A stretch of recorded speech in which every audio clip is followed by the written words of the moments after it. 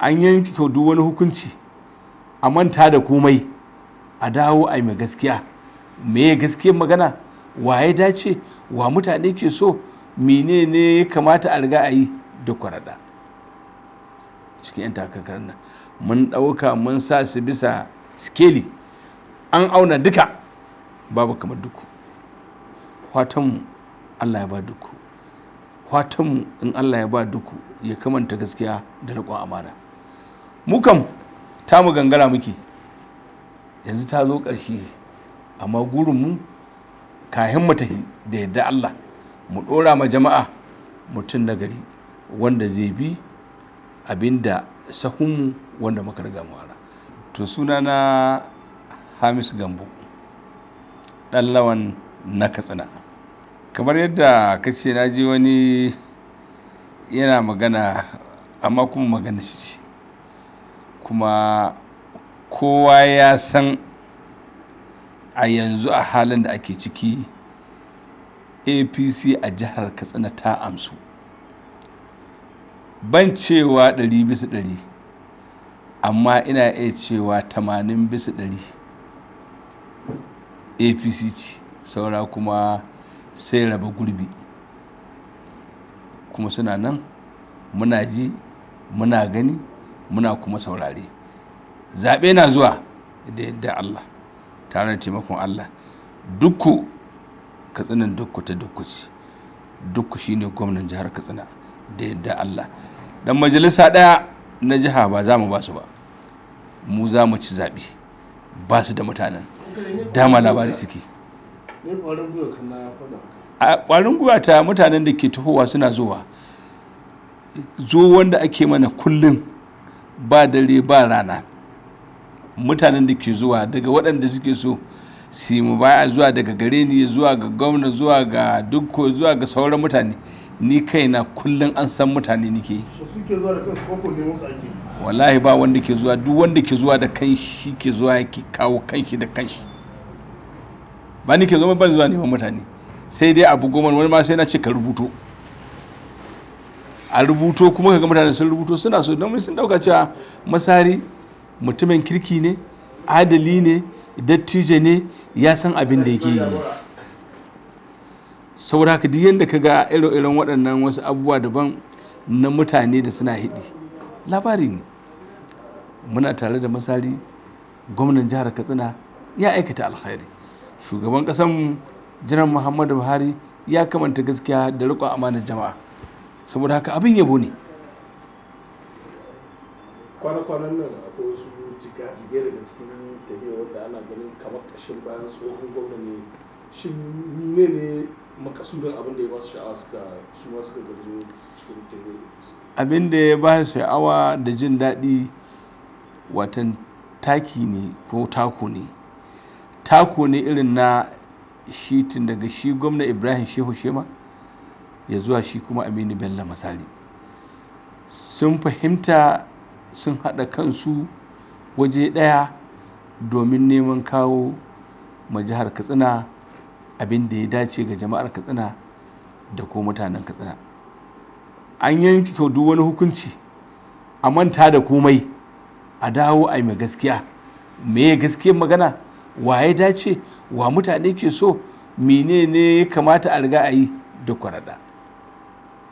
cikin 'yan takarkarar nan. Mun ɗauka mun sa su bisa skeli an auna duka, babu kamar duku. Fatanmu Allah ya ba duku, fatanmu in Allah ya ba duku ya kamanta gaskiya da riƙon amana. Mu kam tamu gangara muke, yanzu ta zo ƙarshe,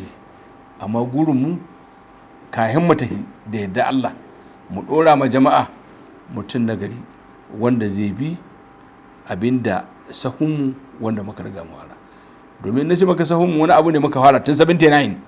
to date. In ka ɗauka ka diba shekara nawa kenan, gwanin shekara 44 ko 46. Ina daga cikin tsahin 'yan siyasa jihar Katsina, kuma na ga ya zama wajibi kahin in ce na yi resigning, na koma on retirement in politics, to ya zama na duk wanda za a riga a kawo ni. Shi yasa sai na kauce da wuri, saboda na ga abubuwan da ba su dace ba to ba zan shiga inda ba a dace ba sai dai inda za a kamanta gaskiya da riƙon amana. Tunan kada tsohon gwamnan Ibrahim shi wani kusa da shi sun dawo shi ma kenan za mu iya cewa yana bisa hanya. Shi ma yana bisa hanya saboda wanda ake takama da shi duk wanda yake takama da su shahada una shi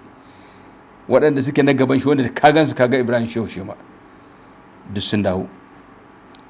kowannen su sun riga sun dawo kuma sun ansa kira na kai su ga wajen mai girma gwamna misali ya anshe su da hannu biyu da shugaban jam'iyya nan take aka ba su katin jam'iyya. To wannan zai gwada kenan ita waccan jam'iyya ba ta da nagartaccen ɗan takara kenan ko gamsuwa ke ba a yi da shi su wannan 'ya'yan jam'iyya ke ba su yi da shi ba su ya sanya suke tabaro jam'iyya suna dawowa jam'iyya. To kuma wannan matsala su ce saboda shi dai ɗan takarar ya san kan shi kuma ya san abin da ake yi. Ai mu nan wurin ai muna adawa ni da na kama adawa ne shekara ta 7.5 ban taɓa taka gama na zuwa ina nan cikin garin Katsina amma baka taɓa jina baka taɓa jin na yi ƙarar magana ba baka taɓa jin na ji na ci wani mutunci ba baka taɓa jin na zagi wani ba amma na shiru ina dai ra'ayina da lokaci yayi na ga wasu sun shigo suna neman kuma su ɓata tahiye raba gurbi to sai na ga abin da ya riga ya dace wannan tahiye ba ta wuce in zo in yi tahiye da ta riga ta dace ita ce ta duk kwaraɗa. Mai girma ɗan laifa wa'annan mutane wannan bangare da wa'annan mutane suke ta barowa suna tururuwa cikin jam'iyyar APC da yawa daga cikin yaransu da kuma su kansu muna ganin irin a kafafen sada zumunta irin labarukan da suke ta yi cewa ai ko da wa'annan mutane wanda suke hita ko babu su ma za su iya cin zaɓe shin ya kake ganin wannan maganar ta su. To ai waɗannan abubuwan shi yasa ko da lokaci irin waɗannan mutane masu annan maganganu malamansu 'yan tsaye-tsayen su 'yan tsibbe-tsibben suke ga masu ƙarya ni ma ce aka yi ɗan lauya ya tafi da kayan gwariya ba abin gazeti sai ɗan lauya je cabko ya kawo asuwaju ga zai kawo duk kwararra so wannan duk karatunsu ne waɗanda kullum saboda malamansu da ke ga masu ƙarya suna cewa an aka ce suka ce masu ai kai zai balbela ma ana tabbatar maka bakaci su ce balbela bakaci an gulma halaci a ce an gulma halaci to waɗannan malaman sun riga sun keɗe masu kuma su kuma da an riga an tahi ba a sauraron komai ba a tsoron Allah to a tahiya irin wannan mu ji tsoron Allah mu ji tsoron Allah mu ji tsoron Allah mu dibi abin da ya riga ya dace a wajen mu. Daga ƙarshe me kiranka ga kafitalan al'ummar jihar Katsina akan zaben da za a yi na ranar 18 ga wata na 'yan majalisa da tare da 'yan majalisar dokoki da gwamna. Wannan zaɓe za a yi shi ne ke kiran shi bugun daga kai sai gola. An riga an buga daga shi kai sai gola fassara kaji in wani an fassara shi penalty ne ko waya ne yan kwallo su suka sani shine za a mai PDP sannan za a yi masu kayan rarraba ne da yaro yan abubuwan da suke ta hange-hange abin da ya rage musu sharri da zagi da wulakanci kai ka taɓa jin APC na zagi dan APC alheri zai hidi in kaji ana zagin mutane ana wannan abin da ake kira abin da muka dauke shi shine ake cewa election fever wata masassarar zaɓe ta fara bugunsu tun da asuwaju ya tikar da su a can cikin Najeriya aka ce shugaban ƙasa wanda aka zaɓa asuwaju ne da can suna kame-kame su an ce masa kaza da shi kana ganin su yanzu suna ta tahowa waɗanda ma suka bi wancan suka yi ridda suka bi gasa suna dawowa sun dawo ma gaskiya da yan mun ce kaza da kaza ne su suka ta lokacin da aka ta da irin waɗannan abubuwan nan ai an tafi an ce amma APC wannil ɗaya da ba ko ɗaya to kuma yanzu ko an masu 2-1.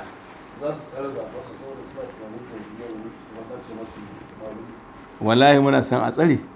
su tsare duk abin da za su tsare abin da suke yi ni dai na san ba za mu yi magudi ba babu inda ɗan APC zai yi magudi in ka ji magudi sai ɗan PDP ba za mu yi magudi ba in Allah yadda kuma baka ganin mu. To ai ko zaben shugaban kasa da aka yi su da yawa daga cikin su a yanzu ma shi dan takarar nasu ya tafi kotu kuma suna ganin cewa kamar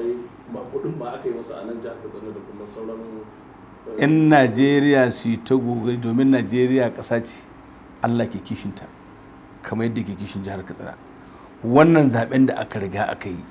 alheri ne ya gwada mu duniya Allah na san Najeriya saboda mi ya gwada ta siyasa ta taho da kabilanci da addini an auna ta da Atiku ya taho to da kabilanci ya faɗo a Najeriya da shi wannan Obi ya taho da an kawo mana rikicin addini Allah sai ya ce ga Tinubu nan ga raba gaddama ya kuma raba gaddama. So kaga duk irin waɗannan abubuwan da suka taho wannan al'amari ne na Allah. 'Yan majalisa da ya zo Katsina zai raba ce KAPC ɗauki sanatoci 3 kuma ki ɗauki 'yan majalisa guda 9 ya bada ya ce suna nan sauran masu sun an so su a kotu domin aka zo ha gane za su gane gaskiya ne za su gane shayi ruwa ne ba mu magana amma duk ne suke su ma sauran kujerun shiddan da aka ci kamar ma ka bari ka gani mana za ka gane su abin da suka riga suka yi su waɗanda suka yi masa magudin suka ta yi sun dawo da gaske su za su so sai da abin da suka yi kuma sannan ce sun zalunci kansu wannan kujerar dama ba ta su bace suka ansa a mai da mai abin shi. To daga ƙarshe mai kira ga sauran al'ummar jihar Katsina ga jirgin annabi Nuhu wani mutum ya riga ya taho kada ta yaba shi a yi shi da kai a tabbatar da cewa jirgin ka shiga kuma ya tashi lahiya ya sauka lahiya. In aka yi wannan to duk mutumin jihar Katsina kowane ya kai makan shi kiyamun laili ya je ya zaɓi duk ku jobe in aka yi wannan cikin ikon Allah za mu samu kwanciyar hankali da yadda Allah mun san al'amari ne na Allah dukku muna san shi muna kyautata ta aure shi sannan kuma za mu tashi tsaye da roƙon Allah ya ƙara tsare mana shi ya tsare gwamnatin shi mu sa shi a saiti da ba za mu kalle